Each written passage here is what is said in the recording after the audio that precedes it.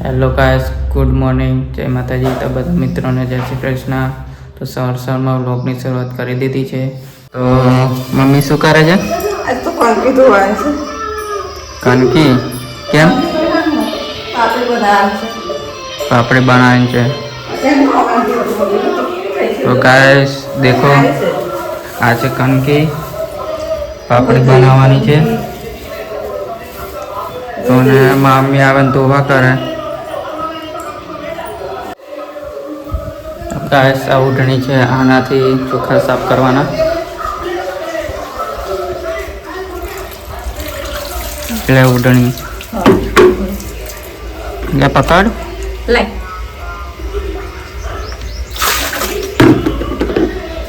કરી દે આ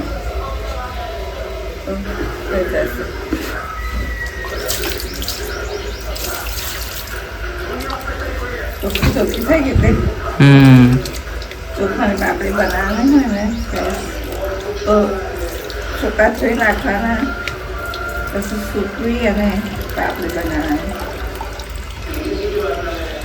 જો કસ્તર હોય તો નીકળી જાય.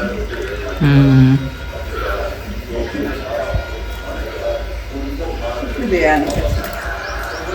હોળી આવે ને મને તો હોળી આવે એટલે બહુ પાપડી બનાવે નહીં.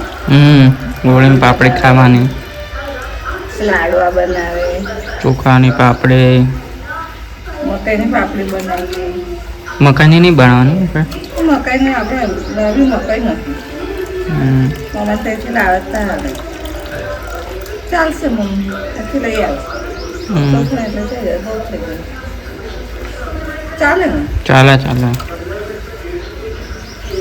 ગામડું હોય ને ગામડામાં તો બધું ચોખા મકાઈની બધાની પાપડી.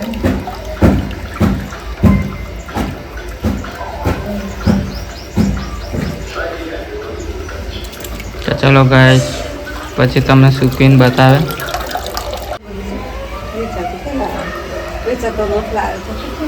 લોકાસ દેખો, આવાને સૂકી દેવાની છે ને સૂકવી દઈએ. પછી પાપડી બનાવીશું. ખાઈ શકાય છે મારા વાલા. પાપડી બનાવવાની છે. પાપડી ક્યારે બનાવવાની? હજુ તો સુકાય, પછી દળાવવાનું. શી બનાવવાનું?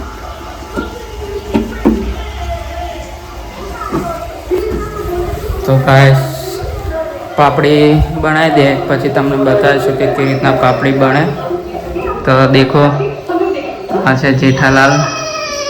જેઠાલાલ ચાલે છે. આપણે સવારમાં થોડું જેઠાલાલ જોવાની ટેવ છે. વાસણ ધોવે છે મારી મમ્મી. કરે વાસણ ધોવે, વાસણ કપડા આ બધું ધોવાનું બાકી છે.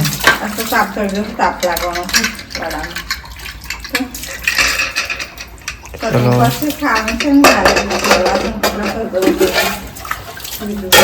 તો ગાઈસ, આજે આપણે રવિવાર છે એટલે આજે આપણે ઉપવાસ, એટલે આપણે ખાવાના નહીં.